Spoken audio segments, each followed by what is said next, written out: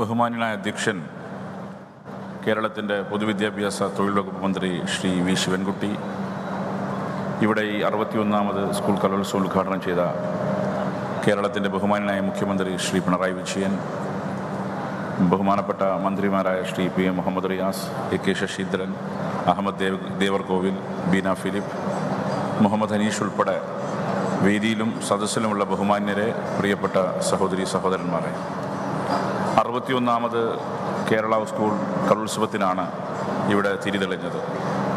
ഇനി 5 നാൾ കോഴിക്കോട് ഉത്സവത്തിൻ്റെ അന്തരീക്ഷമാണ്. 5 ദിവസം ഇന്നു മുതലാണ് കലോത്സവം ആരംഭിക്കുന്നതെങ്കിലും കഴിഞ്ഞ കുറേ ദിവസങ്ങളായി കോഴിക്കോട് ഉത്സവത്തിൻ്റെ ഒരുക്കങ്ങൾ നടക്കുകയാണ്.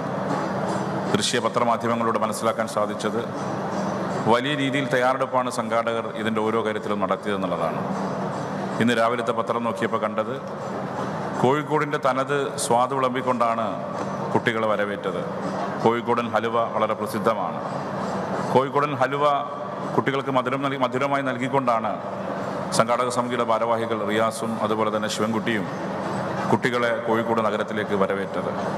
കോഴിക്കോട് എന്ന് പറയുന്ന നഗരം അല്ലെങ്കിൽ ഈ ജില്ല വളരെയധികം പ്രസിദ്ധമായ ജില്ലയാണ്. എസ് കെ പൊറ്റക്കാടും വൈക്കം മുഹമ്മദ് ബഷീറും MT ഉൾപ്പെടെ സാഹിത്യ ലോകത്ത് പ്രമുഖർ ജീവിച്ച നാട്, ദേശീയ പ്രസ്ഥാനത്തിൻ്റെ ചരിത്രമുള്ള നാടാണ് കോഴിക്കോട്.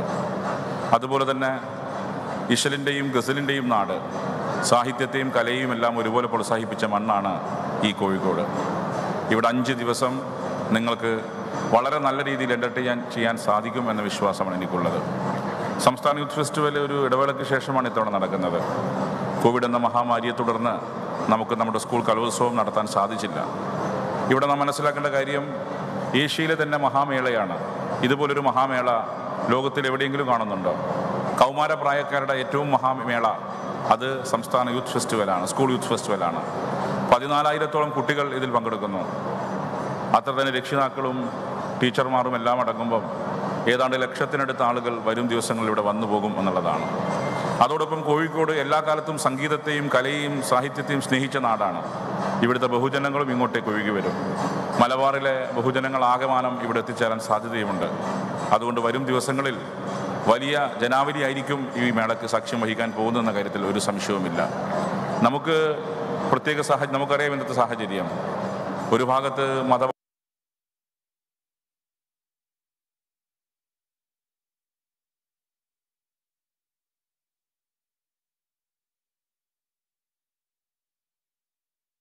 വർണ്ണത്താൽ മുന്നിലെത്താൻ ഈ കലാമേളയുടെ നമുക്ക് സാധിക്കും എന്നുള്ളതാണ്. ഇവിടെ ഒരു മത്സരമായി കാണാതെ ഒരു ഉത്സവത്തിൽ പങ്കെടുക്കുന്ന പ്രതീതിയോടുകൂടി ഇതിൽ മത്സരിക്കാൻ വിദ്യാർത്ഥികൾ തയ്യാറാവണം. ഒരിക്കലും ഇത് രക്ഷിതാക്കളും ടീച്ചർമാരുമായുള്ള മത്സരമായി മാറാതെ കുട്ടികൾ തമ്മിലുള്ള മത്സരമായി മാറാൻ നമുക്ക് സാധിക്കണം. ആരോഗ്യകരമായ മത്സരമായി ഇതിനെ കൊണ്ടുപോകാൻ നമുക്ക് സാധിക്കണം. മറ്റു കൂടുതൽ കാര്യങ്ങൾ ഈ ഘട്ടത്തിൽ ഞാൻ സംസാരിക്കാൻ ഉദ്ദേശിക്കുന്നില്ല. കാരണം 11 മണിയോടുകൂടി ഇതിൻ്റെ ഫസ്റ്റ് ഇവൻ്റ് ആരംഭിക്കേണ്ടതാണ്. ഉദ്ഘാടനത്തിന് ശേഷം ഇവൻ്റ് തന്നെ ആരംഭിക്കാൻ വളരെ കൃത്യത സംഘാടകർ തീരുമാനിച്ചിട്ടുണ്ട്. പ്രത്യേകിച്ച് ഒരു കലാമത്സരമാകുമ്പം സമയകൃത്യത വളരെ പ്രധാനമാണ്.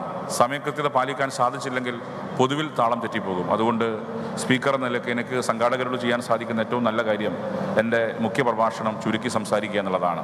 അതുകൊണ്ട് മറ്റു കൂടുതൽ കാര്യങ്ങളൊന്നും കടന്നു പോവാതെ ഇവിടെ മത്സരിക്കാനെത്തിയ എല്ലാ വിദ്യാർത്ഥികൾക്കും വിജയാശംസകൾ നേർന്നുകൊണ്ട് ഞാൻ എൻ്റെ വാക്കുകൾ അവസാനിപ്പിക്കുന്നു. നിങ്ങൾക്ക് എൻ്റെ അഭിവാദ്യം.